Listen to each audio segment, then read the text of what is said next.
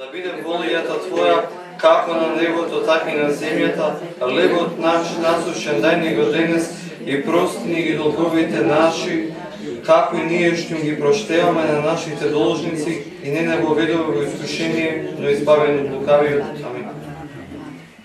Ми беше интересно. Денеска, кога спремав часот, прашувам, нема да именувам кого, која беше првата и втората Божја заповед, не ми кажал, бидејќи се исклучени со мозокот, нема да го сочувам. Сега вас ќе ве прашам, која се е првата Божја заповед и како гласи? Јас сум Господ твој, да немаш други богови освен мене. Втората заповед, како гласи? Втората, не прави долг од она што е горе на небото и што е долу на земјата и што е во водата под земјата, да не им се поклонуваш и да не им служиш. Добро. Добро. И суштината на литургијата и суштината на веронауката не е само да збориме, но суштината е и она дружбата и заедницата. Навремно ви ги кажав овие зборови и случката со мајка ми, бидејќи не само таа, често пати, еве и јас, иако сум теолог, ги заборавам, значи ова е како мала исповед пред вас, но, еве, и вие, некој ги знаете, некој не, беше и со цел да ве потигне да научите, но и да размислувате за тие заповеди, бидејќи реално имавме предавање за првата и втората Божја заповед. Ќе збориме околу тоа, ќе направиме мала дискусија сега. Но пред се не е битно толку да се знаат заповедите, колку што е битно да се исполнуваат. Бидејќи светиот апостол Павле вели за незнабожците, оние што го немаа Бога, што не веруваа во Бога, вели тие иако го немаа законот, во своите срца вршат исто како да вршат според законот. Така да може би и 10 пишани закони да имаме, но доколку не ги исполнуваме, ќе не бидат залудни. Првата Божја заповед кога спомнавме, која гласеше како? Јас сум Господ твој, да немаш други богови. Јас сум Господ твој, да немаш други богови освен мене. Кога ја спомнавме првата, спомнавме и за тоа што може да направиме Бог наместо Бога. Еве, што ви доаѓа прво на памет? Бидејќи да направиме Бог наместо Бога, значи на некоја работа во животот што е речиси непотребна и што речиси е создадена нас да не служи, не ја служиме. И на тој начин правиме Бог наместо Бога. Еве, например, Бог наместо Бога може да се направи и од надворешниот изглед. Може да се направи од модата. Бог наместо Бога може да направи од својот автомобил. Сега уште јас не можам да направам, бидејќи одмрзав, уште не положив.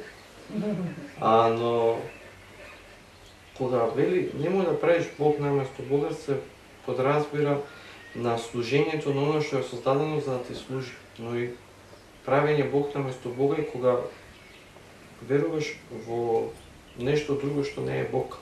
Како што, например, паганите во Стариот Рим верувале во многу богови исто така. И другите многобожци, но и по таа заповед се подразбира кривото учење, односно неправославното верување. Потоа, втората заповед ива како беше?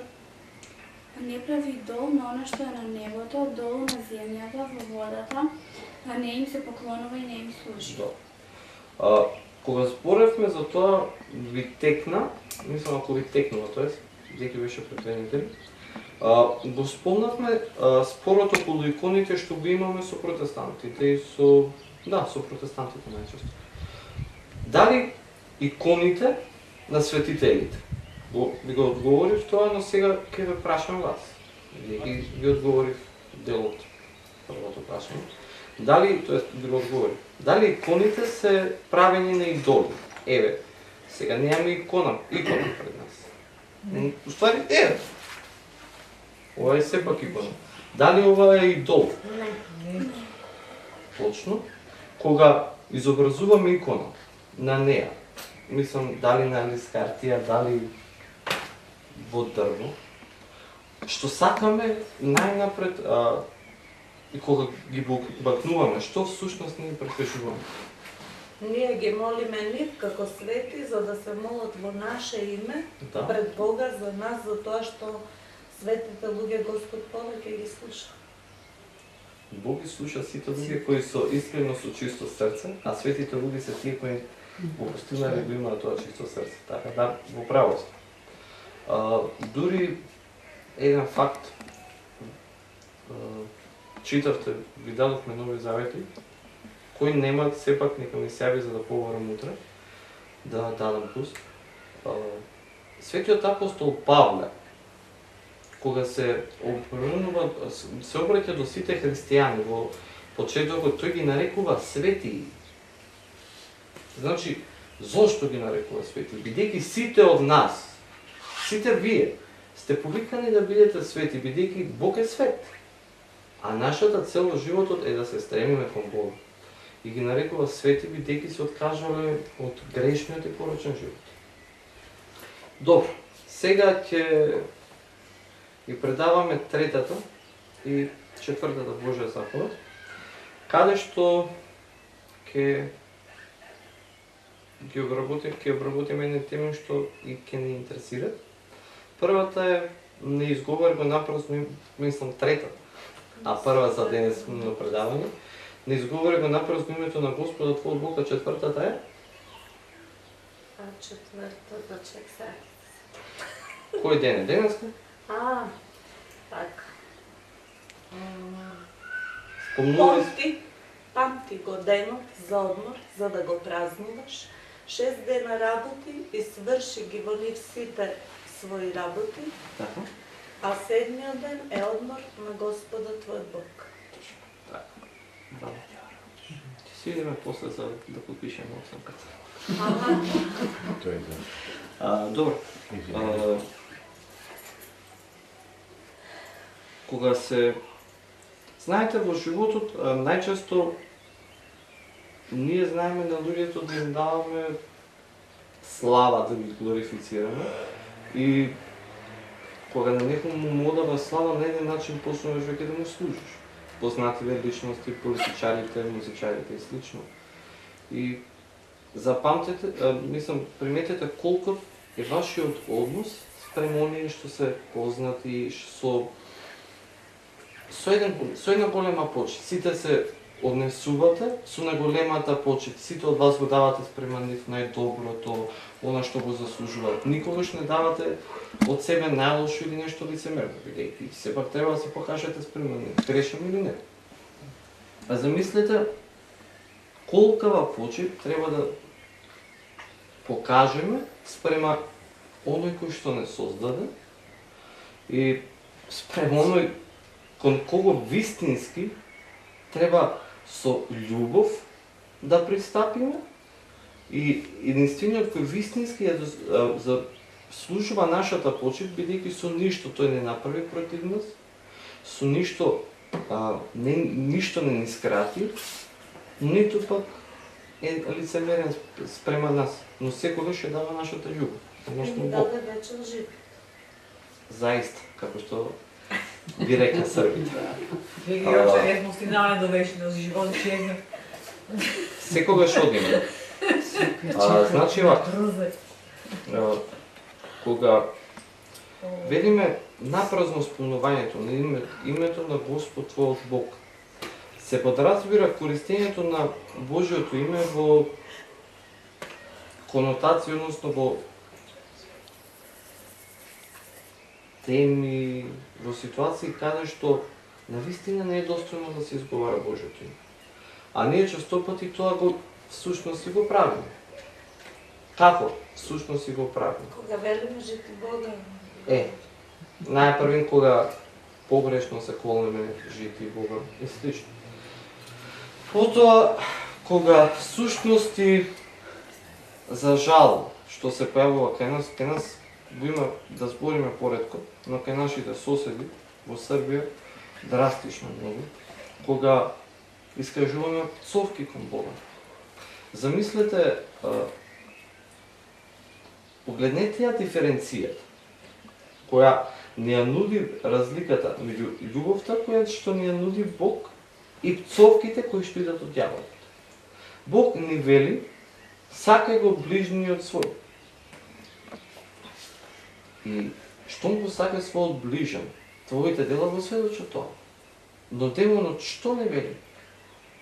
Освен што немаш потреба да го сакаш, навредувај го и пцуј го. Пцовките како такви се напразно изговарање најпрви на зборови, а потоа кога искажуваме пцовка се напразно изговарање на името Божјо. Зарем сте сретнале некој од вас или некој од народот, некој од нас што го пропцул името на демонот, на ѓаволот? Дали сте сретнале? Баш размислував кога читав од тука, се уште не сум сретнал. А зошто го пцуваеме Бога кој секој добро за нас прави? Исто така напразно изговарање на името Божјо е Хрватите нека се поздравјат. добро. Нас не интересираат ниту хрватите, ниту ништо. Напразно изговарање на името Божјо е всушност и кога збориме за Бога во муавети празни. Во муавети чаршишки, уз кафе само времето да мине. Но напразно изговарање на името на Господа нашиот Бог е кога се молиме, но се молиме со зборовите, нашиот ум е во Зимбабве, а нашето срце е во Франција. И замислете што се случува со вас. Вашите зборови се во крива паланка, вашиот ум е на една страна од светот, а вашето срце на другата. Зарем не е тоа напразно изговарање на името на Господа, вашиот Бог? А зарем не е напразно изговарање на името на оној што е спротив вас, доколку целосно не му се посветите? А па замислете колку целосно треба да се посветиме на Господа. Напразно изговарање на името Божјо и кога хулиме против Бога. Кога очајуваме. Ти, што ми направи? Ти си крив. Кога искажуваме секакви неразни гадости и недостојни зборови. И тоа е напразно изговарање на името Божјо, бидејќи сватете. Со тоа ние не му штетиме на Бога. Зарем може вашето дете да ви наштети вам кога е малесто? Не. Не може. Зарем вие може да му наштетите на вечниот ваш родител Бог, кој е семоќен? Не. Си наштетувате на себе. Човекот кој напразно го изговара името на Господа, човекот кој искажува пцовки, човекот кој хули на името Божјо, е навистина подобен чиста, бистра изворска вода, а после 5 минути течеше кал. Но тоа е подобен. Бог ни ги создаде двете уши да слушаме. Кога зборуваме? Бог ни ги создаде двете очи да гледаме, кога некој зборува. Бог ни го создаде умот да бидеме тука, не во Зимбабве. И кога сме на богослужба, кога целосно не се предадеме на Бога, напразно го изговараме Божјото име. Кога секога зборуваме за Бога, а со својот ум сме на 110.000 разни места, напразно го изговараме на името на Господа Бога. Тоа што некој зборува за Бог, а ние размислуваме за човечки работи, е наш греф и наше недостоинство. Така не покажуваме љубов спрема оној за кој што сме дојдени. Така самите се повредуваме и навредуваме. Наместо дар, осуда примаме. А пресе дојдовме да го примеме дарот од оној кој што се принесува за нас. Од оно што се растна за нас и како што пееме со смртта, смртта ја победи и живот ни даде. Бог е голем. Ние сме мали. Сакате да бидете големи, дружете се со големи дечки. Но вашата големина не се состои во вашиот раст и помојта. Се состои во тоа што сте внатрешно. Потоа, простете што читам, но малку се занесов. Напразно изговарање на името Божјо кога се колнеме за Бог. Напразно изговарање на името Божјо е кривоклетство. Дали сте приметиле колку за жал е присутно на жими мајка, жими татко, имав еден познаник, ова малку смешно, ќе го кажам, од Пчиња, и тој секогаш кажуваше некои феноменални работи и се колнеше во очи. И верувајте, секогаш очите го боле. Навистина секогаш очите го боле. Бидејќи кажуваше лага, знаехме дека од 3 кажани збора 45 немаат вистина во нив. Напразно изговарање на името Божјо и кога ќе дадеме заклетва, ќе дадеме ветување пред Бога, нема да го исполним. Разберете, Бог од вас не бара да дадете заклетва. Бог од вас не бара да даде ветување.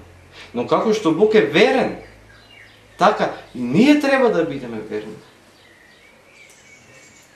Бог од вас не вели пости, но постот се појавува како послушание спрема Бога и како духовно растење спрема Него. Може би ве соблазнува велигненскиот пост од понеделник до петок без ејтин.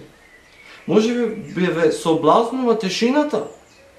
Но каде е успехот? Каде е спасението? Каде е силата? Таму каде што се најголемите соблазни. Гледате дека православието е навистина мало.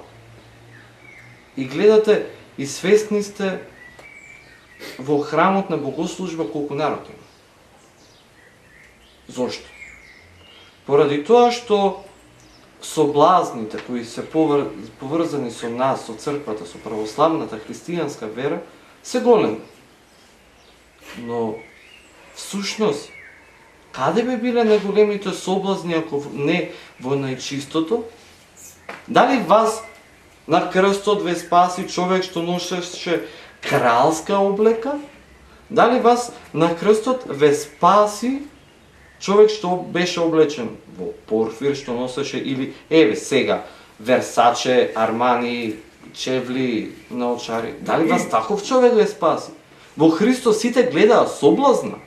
Во Христос сите гледаа човек кој што мислеше дека кој мислеа дека е с краја со ума, кој мислеа дека оно што го врши со соблазна. Тој го донесе спасението. Сите кога ќе спомнете дека сте православен, сите гледаат на вас како на радикалист. Како на радикалист е значи човек што е строг во се. Тоа се однасаше за објаснување на поимот. Гледат на човек тежок фанатик, од А до Ш што исполнува се. Но не го гледаат она. Зошто сте православни? Односно, бидејќи ја задржавте правата вера. Бидејќи таа вера е таа вера што спасува. Вашата вера не вели, не ги прифаќате другите. Но вашата вера вели, сакајте ги. Заради нив, одградете се од нив. За да ги приближите кон себе си. Бидејќи само кога од оно што отпаднало од вистината ќе се одградиш, но со љубов, не оседувајќи го, само така ќе го приближиш. Само кога со таква љубов ќе го спомнеш Бога, не е спомнано напразно на името Бог. Името Бог е сушност. Напразно е, ви кажав, кога даваме завети, а не ги исполнуваме. Имено во Русија, ова е вистинска приказна, се случува пред падот на царска Русија, односно пред црвената револуција, биле 20 пријатели.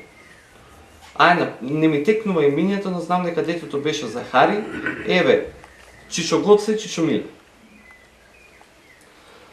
Навистина биле верни пријатели. И едниот пријател пред својата смрт, навистина тој бил богат, му рекол на другиот, слушај, јас умирам. Пола од моите пари ќе ги оставам за манастирот во Киев, во Печерската лавра, а вели пола за мојот син Захари. Кога ќе чувај го, кога ќе порасне дај му. И дале завет пред Бога за тоа. Захари пораснал, но знаел за тие пари, што му ги оставил својот татко.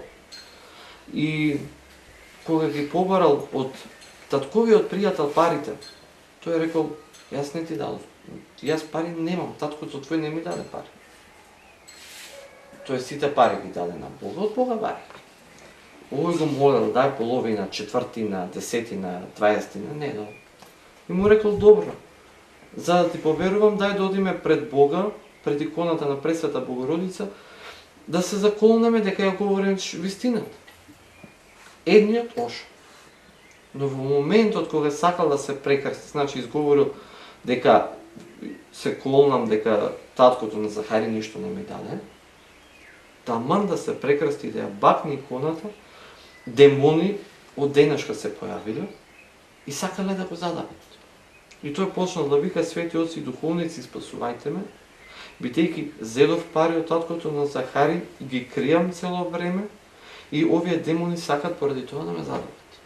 Бог си го чува своето и Бог навистина оно што го почитува нема да го остави сам. Напразно изговарање на името на Господа и Бога е кога изговараме безброј невистини поврзани со Него. Кога изговараме работи кои што се недолични за Бога. Една од напразно изговарање, моментите кога напразно се изговара името на Господа Бога е противењето против Бога, навредувањето на Бога и слично. Но, верувајте, тие луѓе не остануваат неказнати. Имено, повеќето од вас живеевте во времето на комунизмот, јас сум се родил 3 години пред самостојано на Македонија. Знаевте дека тогаш навистина да речеш дека си христијанин беше тешко. И тогаш името Божо и од комунистите и од сите беше хулено. Имено има еден пример во една фабрика. Еден човек гневен на поповите, гневен на црквата, почнал да хули на Бога, на Пресвета Богородица, на ангелите, на светителите, на црквата, на свештениците, со наопасни пцовки, навреди и слично. И добро. Неговите пријатели, неговите колеги замолчали. Отишле на своите работни места и одеднашка се слушнал силен крик. Кога да дојдат што да видат, нивниот брат, собрат, колега, којто пред вчера, пред малку напразно го изговараше името Божјо и клеветеше, жив изгорен во струја. Слушајќи го ова и читајќи го искрено, јас се запрашав колку пати во својот живот напразно го изговорив името на Господа. Колку пати во својот живот недостојно стоев на молитва. Колку пати. Се запрашав колку пати Бог ме помилува и ми даде шанса да продолжам, да одам напред. Запрашајте се и вие. Бидејќи секој нов ден е нова шанса која ни е дадена од Бога. Бидејќи сите проблеми кои што ги имаме потекнуваат од духовниот немир. А вашиот духовен немир, мојот духовен немир, не потекнува од ништо друго, но од губењето на односот со Бога. Само кога сме во заедница со Бога, кога молитвата е во нашето срце, во тој момент и најголемите проблеми се најмали. Но во моментот кога сме далеко од Бога и најмалите проблеми знаат да бидат најголеми. Четвртата Божја заповед беше за неделата. Знаете, кога зборувавме, Бог го создаде светот за колку дена? 6 дена. И во седмиот ден му даде на човекот од почина. И Бог вели, како што кажа и Ива, и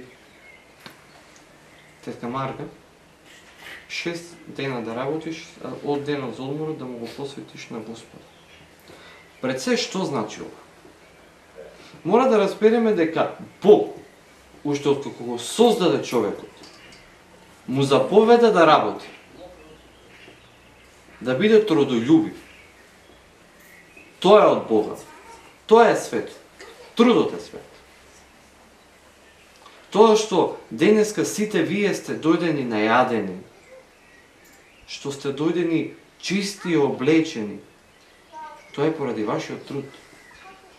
Јас немаше да јадам доколку не се погрижеше мајка ми да направи ручек. Вие немаше да јадете доколку вие не се погрижете да направите ручек. Тоа е трудот. Тоа е оно што Бог го благослови. Самиот Христос Бог, самите апостоли ни дадоа пример дека човекот со труд треба да го заработува својот лек. Доколку земете и го погледнете Новиот Завет, бидејќи навистина го имате при вас и може да го читате и навистина треба да го читате, ќе видите дека Христос никаде не изврши чудо, освен он без потреба. Вие замислете, тој беше Бог и човек. Зарем како Бог и човек не умножи 5 леба и 2 риби? Умножи и нарани голем број на луѓе. Зар тој како Бог не можеше на тој начин да го заработува, да го мислам не да го заработува, туку и да заработува парично, да го припрема својот јадење. Но тој уште во домот на својот родител, не зборувам по тело, но оној што го чуваше, кој беше даден да ја чува Пресвета Богородица Јосиф, во домот на Јосиф уште тогаш беше дрводелец.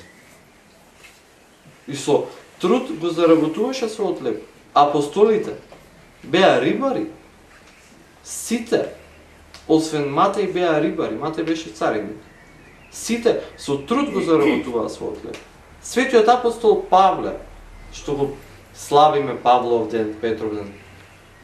Павле, некој може би знаете што се вика. Вели, кој не работи, неки не јаде. И навистина е така. Бидејќи трудот го создава човек во вистинската смисла на зборот. И во духовна, и во телесна. Светиот апостол Павле, ако не знаевте, тој, иако го проповедаше Словото Христово, и за своите потреби не земаше од никого трошка помош, освен од луѓето од Македонија, кои може да видите колку добродушни се македонците уште во минатото, кој беше принуден да се мирни, освен од таму прими помош. Од Македонија прими помош 3 пат, бидејќи немаше на кој начин да ги одбегне оние кои што во името Божие го заколнуваа да му помогнат. Немаше на кој начин. Тој целиот свој живот за самоиздржување плетеше шатори. И така се издржуваше. Но, да не одам премногу за трудот. Ова заповед вели 6 дена работи. И во него изврши ги сите обврски, 7-миот ден посвети го на Бога. Значи, освен тоа што не учи на труд, не учи на едно најбитно. Да не заборавиме дека постои Бог. Да не заборавиме дека сме создадени од душа и тело. Бог ни даде 6 дена да се грижиме за своето тело. Ни даде 6 дена да заработуваме за својот живот. Ни даде 6 дена да се мачиме. Да ги вработуваме своите ниви, бавчи и село. Ни даде 6 дена за своето тело да го ставиме и пред него. Но 7-миот ден го даде да го посветиме на нашата душа. На Бога. Не го даде за да го заработиме нашето спасение.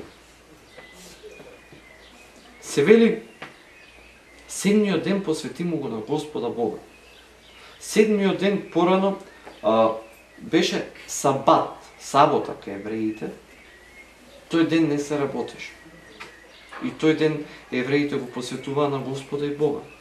Но откако Христос воскресна во недела, односно во првиот ден од седмицата, ние христијаните недела ја посветуваме како ден на одмор, бидејќи во тој ден конечно човекот го доби заслужениот одмор од прангите на гревот и на смртта, бидејќи Христос воскресна, со смртта ја победи и на тие во гробовите живот им даде.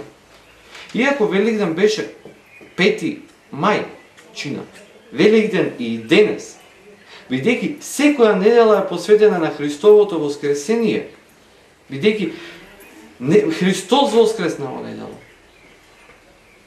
Бидејќи тоа е ден кога конечно го добивме ослободувањето. И незалудно неделата е наречена и на црковно-словенски недела, на руски Воскресение и на грчки Киријаки имера, односно Господов ден. Бидејќи во тој ден навистина целосно треба да се предадеме на Бог. Но дали заповета за денот за одмор важи и за празниците? Еве едно прашање добро. Да. Точно. Бидејќи и празниците, господовите, во кои се сеќаваме на настани од животот на Христос, богородичните и светителските се Божји денови, кои треба да му ги посветиме на Бога. Но, се отвара прашањето за работа или не. Дали е дозволено на недела и празници да се работи?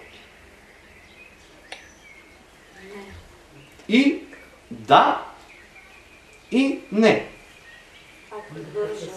Треба да работиме, но за спасение на нашата душа. А не за нашето тело. Сега ќе переме, сега ќе идеме в бавча, сега ќе правиме ова, сега ќе правиме ова. Реално го правиме.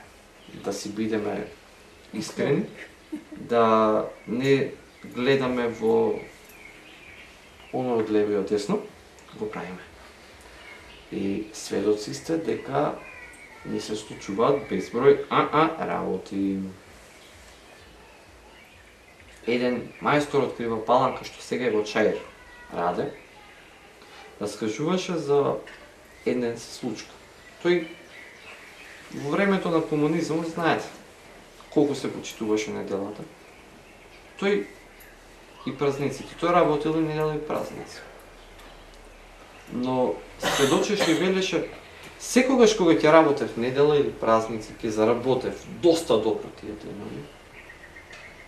3 пати од заработеното парите одеа на лекари, на трошоци и нешто слично. Или нешто се пофрлаше во куќа. Еднашка работев на еден празник и вели, заработив пари колку што можев да заработам за 3 месеца. И враќајќи се со 57-ица на Качаир, во книшката ги носе парите и бев среќен бидејќи на домакинката на сопругата ќе ги покажам парите, ќе речам жено имаме пари за нашите деца. И вели пред мен имаше еден човек, пее сфрлен, паднени листови, нешто собираше и го чекав доста долго време, аз се симнам. И идејќи на кај дома на жената да ги покажам парите, аз сватив дека ги нема. И од тогаш јас престанав да работам во недела, сваќајќи дека она што ќе го направам, нешто ќе го заработам во недела, најмалку од моја полза. И од тогаш наваму работам само денови кога е дозволена работа и Бог на вистина не ме остави гладен. Но кога реков и да и не, велам најпрвен неделата и празниците треба да му ги посветиме на Господа нашиот Бог. На кој начин? Не со тоа што ќе станете наутро, ќе се прекрстите, ќе запалите канделсот и ќе изгледат. За да го примите Бога, треба да бидете спремни. Треба да бидете духовно чисти. Како што сега, во овој миг да ви се јават на телефон и да ви речат, ви доаѓа гостин, ќе кренете паника доколку не е чистено и ќе изчистите, така уште повеќе треба да обрнете внимание за духовно во себе да го примите Христа. Смеете да го примите на секој богослужба, но подгответе се. И откако тоа ќе го направите, навистина работите. Но што? Дела Божи, дела на помош, бидејќи има многу луѓе што се околу нас, а што не можат своите домашни обврски да ги свршат поради немоќ. Бог нема да ја презре, нема да го презре вашето работење во недела бидејќи сте помагале на баба Стојна или на дедо Никола. Нема да го презре тоа. Напротив, ќе го награди бидејќи сте му помогнале на човек што не работи, што не може да работи. Такви дела треба да вршите. Дела на милост, не само во недела, но секој ден. Но посебно во недела, бидејќи тој е Господов ден. Кога сме околу работењето и на работењето, еве еден пример со еден родител. Ова е како една приказка, анегдота. Си бил еден татко, навистина биле богати.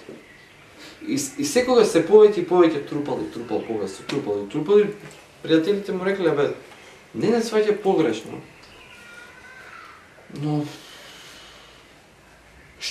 имаш доволно богатство, престани малку. Тој рекол, јас работам за после мене децата да имаат, да живеат во раскош без мак. Тоа го слушнале неговите деца некако. И навистина, откако се представил пред Бога, децата биле 3 сина и 2 керки, живееле раскош. Ау, мет, кафани, ова ти, она ти, све што сакате, тоа, и уште повеќе. Арно, ама тој раскош. Кога сакал да се симне родител да го види, кога го замолил Бога да види што направил, тој дошол до куќата на домот, до вратата на домот каде што се наоѓа, и искочил некој непознат човек. Извинете, тука живеа 3 машки деца и 2 женски, синовите и керките. Каде се? Вели, пријателе, во затвор се. Како во затвор? Па вели така, се коцка, идеа по кафани, се пијанчеа и дури вели и убиство изврши.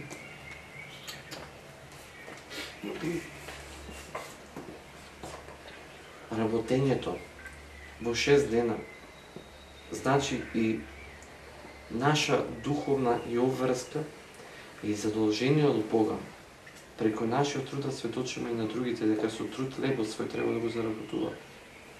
Да ги учиме и нашите деца, нашите ближни на тоа, со пример и со дел. Но и во 7-миот ден, кога треба да одмориме и да му го посветиме денот на Бога, Со пример и со дело и со збор треба да ги учиме и нашите деца. И нашите ближни. Нашите храмови незаломно се празни. Бидејќи ја погазивме оваа заповед. Бидејќи заборавивме зошто ни е дадена неделата. Зошто ни е даден животот. Заборавивме зошто ни е дадена седмицата. Заборавивме зошто доаѓаме во црква, но не плашете се. Не плашете се. Заборавивте. Супер, окей, било. Ви имате шанса уште од сега да се поправите. Еден човек постел. Строго постел и речи си целиот свој живот му го посветил на Бога. Но вечерите се опива, се правил тамно. И така секој ден. Од сабаля, пост, вечер пијанка и секој се молел на Бога за спасение. Се молел на Бога да му помогне некако, бидејќи реално тој не можел да никако сам да се справи со пијанка. И човекот, тоест обратно напред, наутро се опивал, вечер постел и се молел. Човекот умрел вечер. Дали се спасил? Да, Бог го спасил. Бидејќи вечерта му е посвети на Бога, на молитви и на пост. Значи, вашата шанса е уште сега. Бог знае какви бевме сите ние. И не прифаќа. И вели, поведи, имаш уште една шанса. Тоа што се разбудивте сабали, што денеска дојдовте на богослужба и на веронаука, е само еден показател дека ви даде Бог уште една шанса. Искористете ја, бидејќи се работи за вашиот живот, вечниот живот. Кога би го знаеле дарот на вечност, верувате дека и на укорите од свештениците, и на моментите кога ќе ве укорам за вашата невнимателност, би гледале со радост. Бидејќи дарот на вечност и на вечното славење со Бога е неопишлив. Вечна радост, вечно блаженство. Казната во пеколото е огромна. Ќе ви дадам само еден общ пример околу тоа. Еден монах бил болен, многу болен. И веќе долго време бил во престол и му се молел на Бога да барем да му ги скрати некако маките. Подобро би бил 3 дена во пеклото, отколку го постел. И му се демон, ангел, тоест постата, и му рекол, старче, заради твоја спасение уште 3 години ќе бидеш во постела. Со истиве маки, може би положи, и ќе се спасиш. Но вели, доколку не кеш да бидеш уште 3 години, вели, 3 дена во пеколото. Па вели, ја толку и толку време живеев пекол на земјата, кај во пеколото. И ушам во пеколото. Во најголемиот оган. Каде што неговото тело согорувало до коска. Знаете колку боли кога ќе се изгорите не сакајќи од утопајач, а камоли вашето тело до коска да согори, престанувал оганот. Телото повторно се регенерирало и така. Бескрајно. И овој почнал да очарува и почнал да ропта, да вика и се појавил чисто од некаде ангелот шетал. Старче, како оди? И овој му рекол, како оди? 300 години сум тука, како оди? 3 дена требаше да бидам. Чекај бе, старче, чекај, пред пола саат те остави. Го погребнал ова. Како пред пола саат ме остави? Па вели старче, еден ден пред Бога е како 1000 години како еден ден. Зарем заборави? Тој му рекол, те молам, врати ме уште 30 години кај седам. Но не сакам да го доживеам. Така да, верувајте и укорите и пофалбите кога се работи за спасение, не треба да ги примаме како болка. Бидејќи, искрено, кога одите на лекар, сега лекарот дојде. Кога ти ви препорача нешто и кога ти ви каже строг режим на искрено, ти го послушате? Јас искрено имам мера кон одредени јадење. Но кога ти одам на доктор, кога ти ми испее што треба да правам, што не треба да правам, крај. Ама погледнете, ова го правите за привремено здравје. Но што треба да направите за вечно здравје? Затоа го даде Бог тој седми ден. Затоа ви го даде тој живот. Бидејќи после седмиот ден доаѓа осмиот ден, што не е понеделник, вторник, среда, четврток, петок, сабота или недела. Доаѓа денот на вечност. Како ќе дочекате вечност? Спиејќи?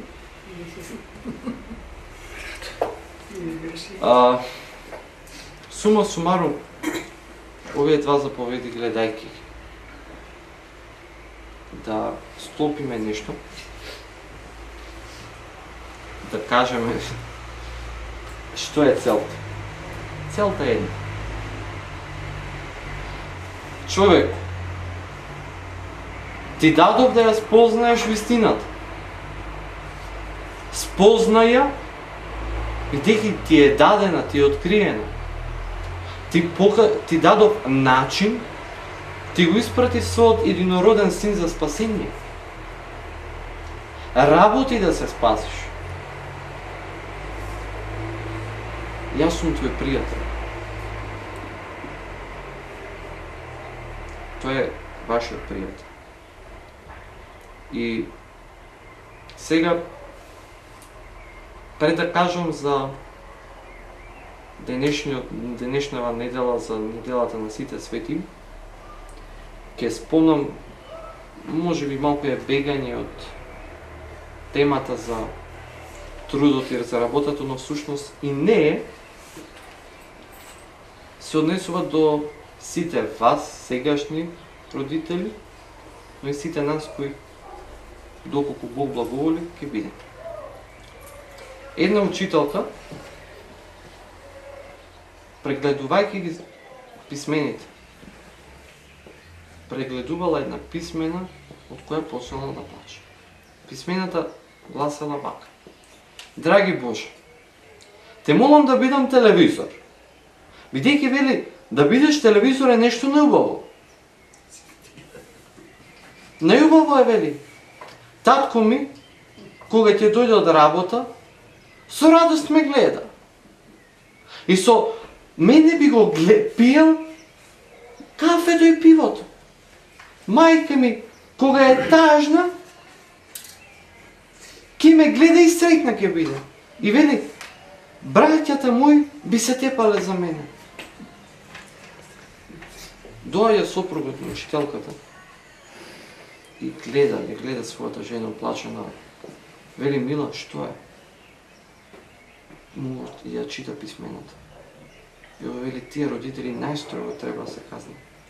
Вели, писмената е на нашиот најмал син.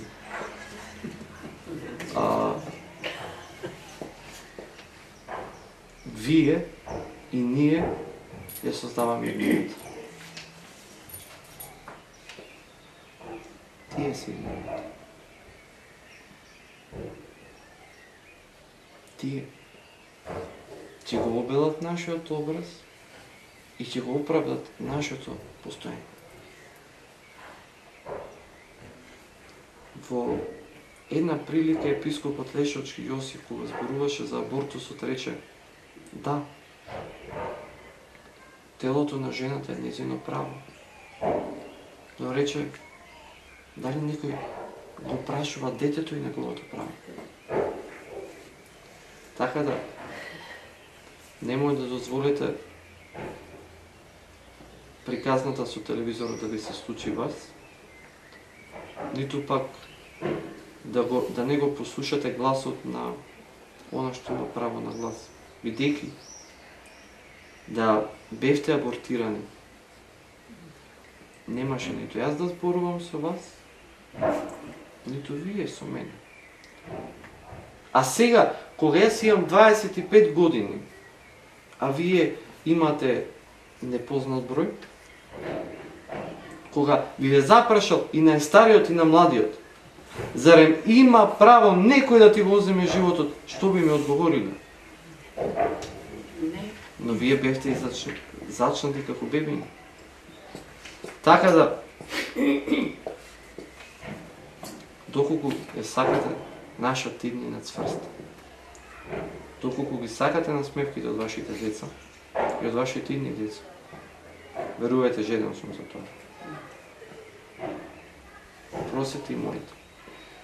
Денеска е денот посветен на светите отци, тоест неделата.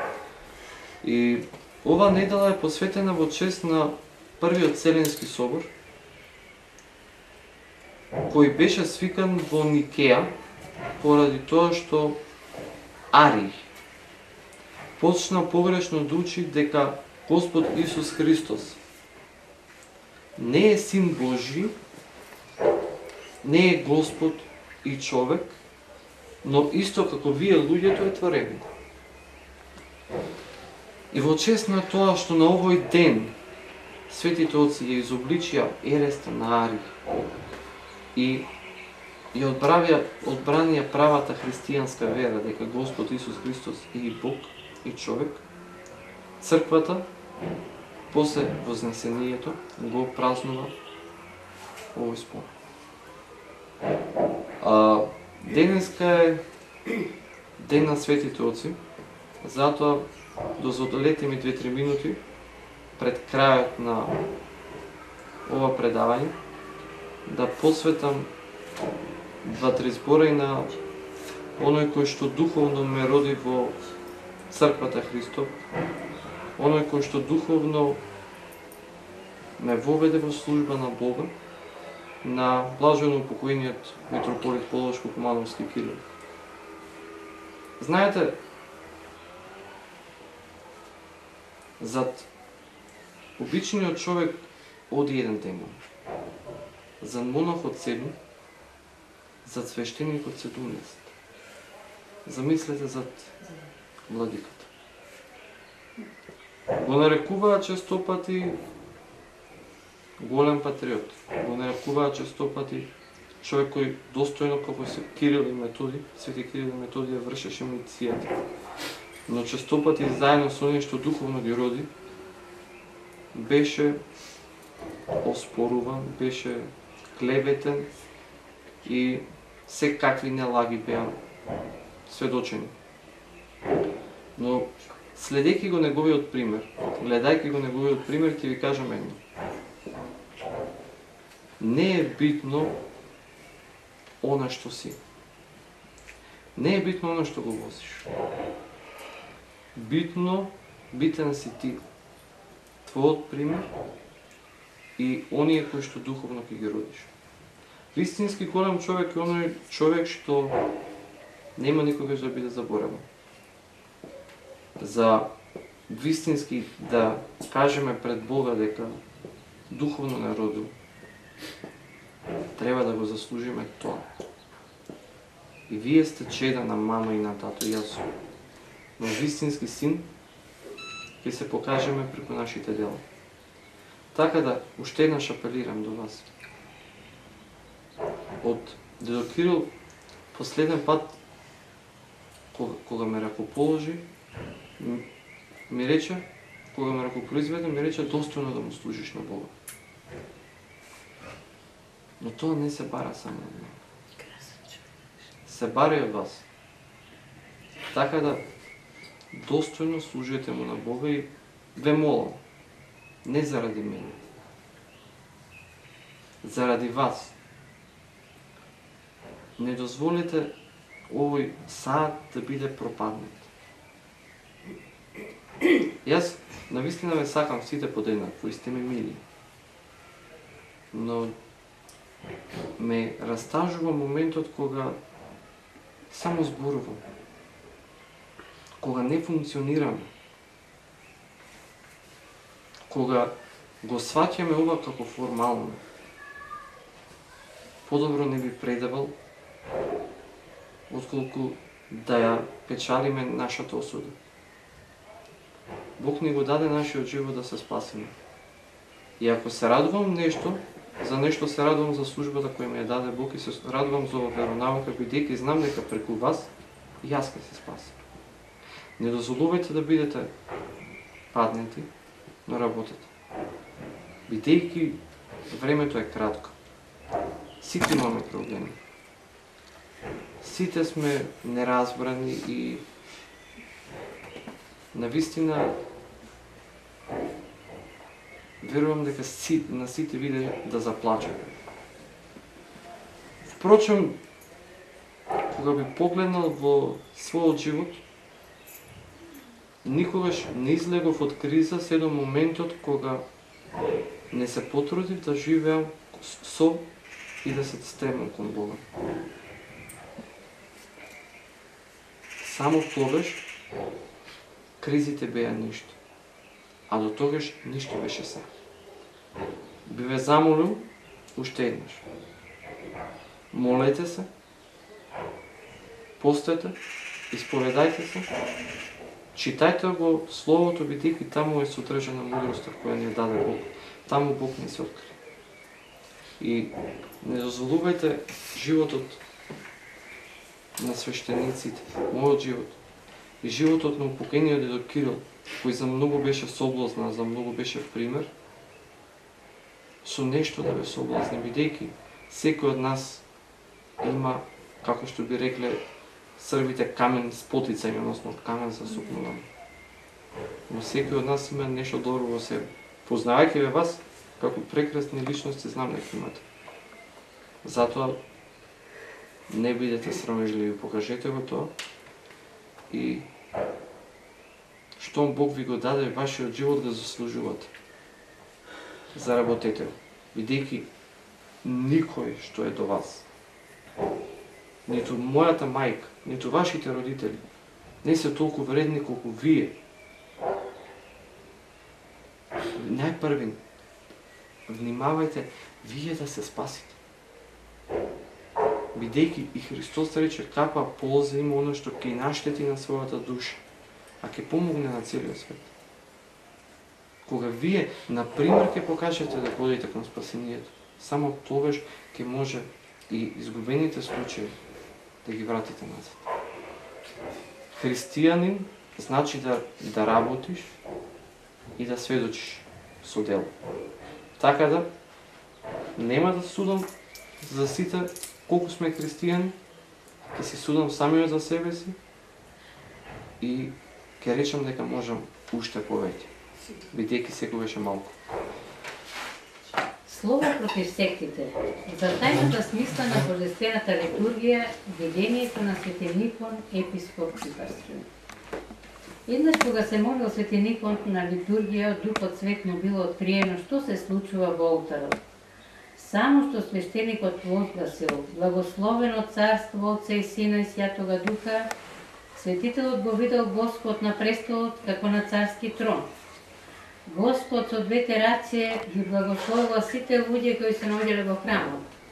Кога свештеникот почнал да ја произнесува големата етенија, Никон како да го видел целиот свет отворен пред него. Тој видел дека таа етенија како со ангелски крилје го покрива сето човештво.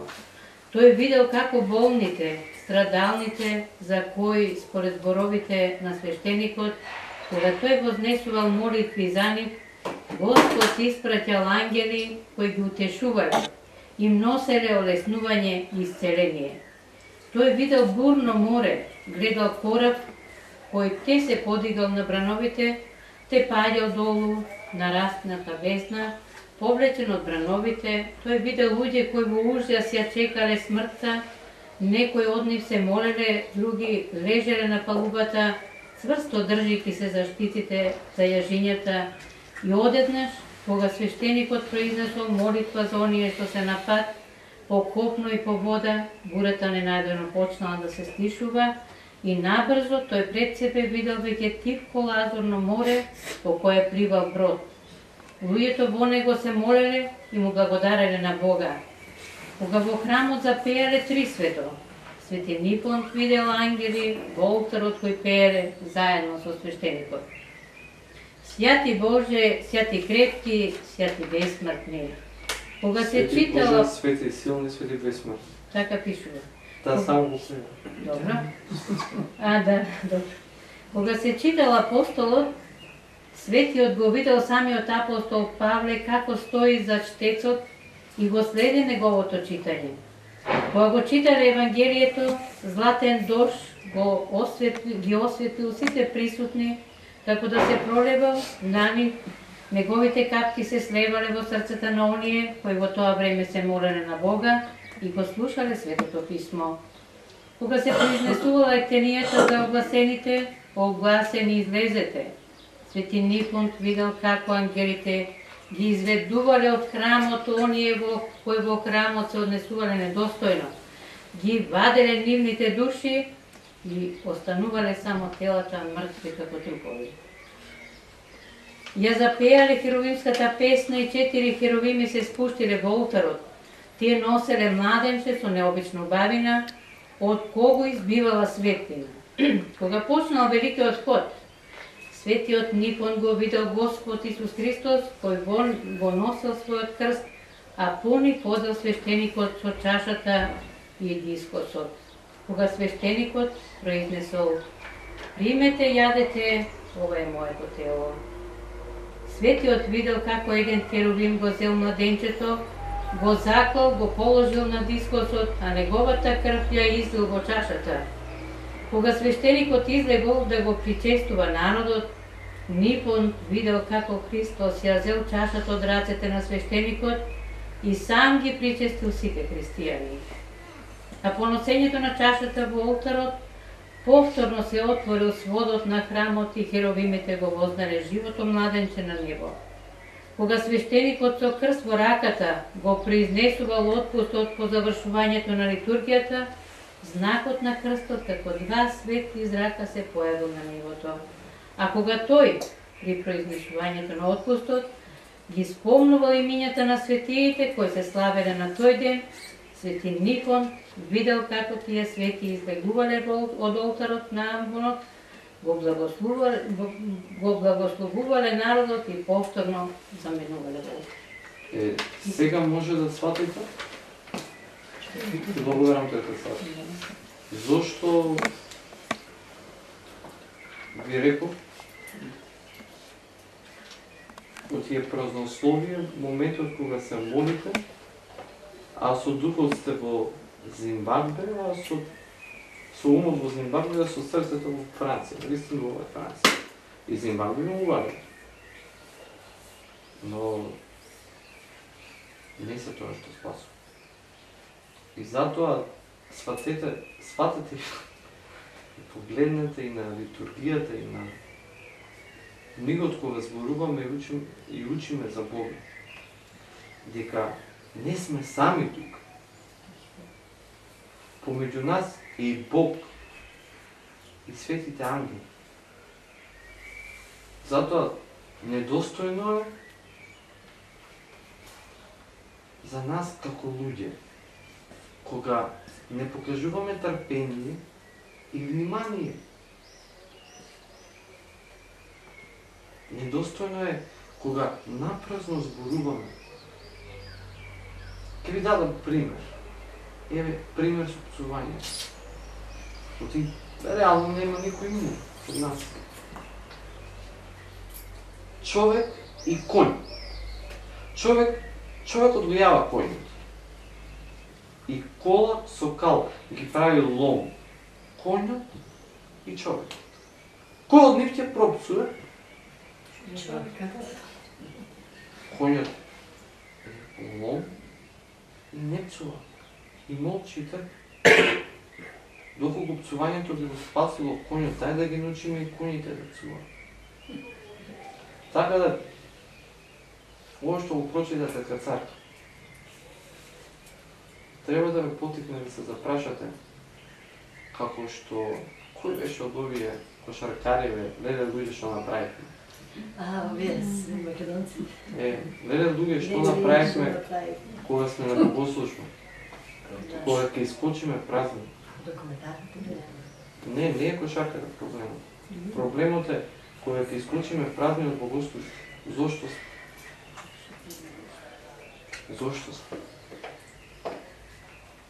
Нема поголема радост од моментот кога ќе се соедините со Бог преку светата причест. Почувствувајте. И уште еднаш ќе ја кажам таа, што ја кажам в мисла, отдавна да сум ја кажам, веќе станав носталгичен, ти се кажам. Животот е борба. Не дозволете да гледате од трибините, но бидете на поле, а полето, војното поле е тука, во секој православен храм, каде што се богослужи и се соединуваме со Христ. Така да, јас знам дека се е убаво, знам дека и Касандра може на YouTube да ја гледаме. И раки убаво имаме, но Бог пред се. Вие, постарите,